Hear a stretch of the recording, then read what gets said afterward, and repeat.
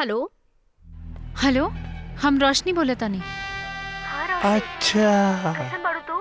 रोशनी आओ हाँ। तू कि माहौल अब अच्छा, शांत बा ना? ना रोशनी, अभियो सब कुछ वैसने बा। वो अखिलेश के गुंडा लोग दिन रात घर के आसपास बस भटकत रहेले। अगर तू मिल गईलू ना तो वो लोग तरह के जान से मारती हैं।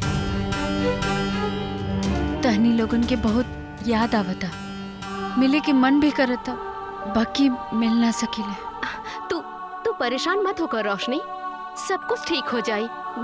बस तू अपन ध्यान रखिया। ठीक बा, रखा तानी। हाँ ठीक है। कहाँ बड़ा लोग हो? कहाँ बड़ा लोग? आवा लोग हो? आवा लोग आज पोल खोल देता नहीं। नहीं ना माई, चाची, आ जाइए दादाजी प्रणाम दादी जी।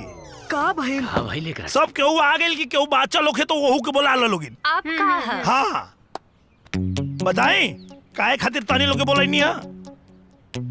जौन लइकिया भी आ वो कंचन नहीं खे।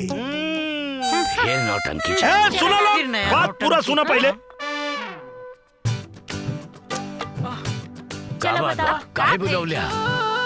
ओकरे बारे में बतावे खातिर बोलैनी है। तो बतिया सुन ला लोग तब जा। ए चुप। कहे चुप? अरे हम मतलब बताइबो ना करी। हाँ तो भाई तू लोग दुनिया के पहला अजूबा फैमिली हवा लोग जेके अपना घर के लड़का पे भरोसा नहीं खे, बाहर के लड़की पे भरोसा बा।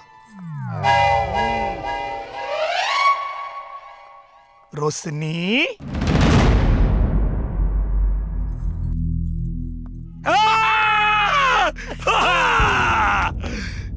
हो गईल, देख ला लो जेकरा के तू लोग कंचन समझत रहा लो ऊ के बा?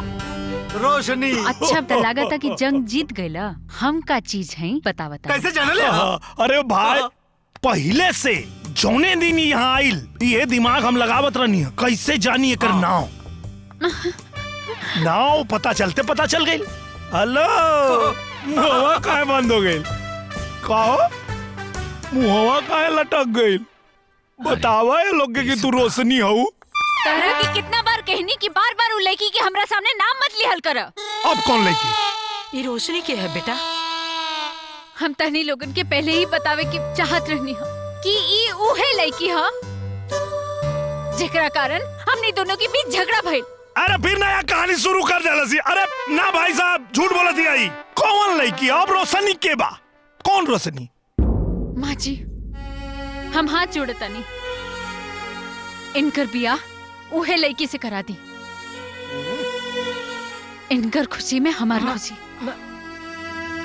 और हाँ जब इनकर लड़की हुई ना तो ओकर नाम कंचन जरूर रखिए। तो चिंता मत बाप रे बड़का ड्रामेबाज बिया। अब हम जाता नहीं। ना रवा सब लोगन के चाची, बहुत याद आई पर जाए के मन नहीं खे। अरे जब मन नहीं खे करत तो जाए की जरूरत कहाँ? देखो बात बतावा, तू कहाँ जेबू?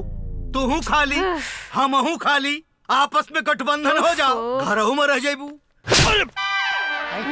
ई लड़की के बार बार परेशान करे में, ओकरा के झूठा साबित करे में तोहरा के काम मिला था? कहाँ से पैदा हो गई ले खानदान में?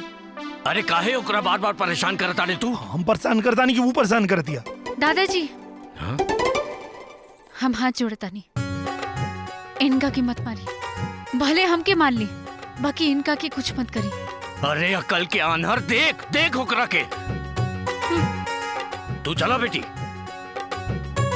चला तू ओकर बात पे ध्यान मत दा बेटी। अंदर चला। भाई साहब फिर आंख मार दिया।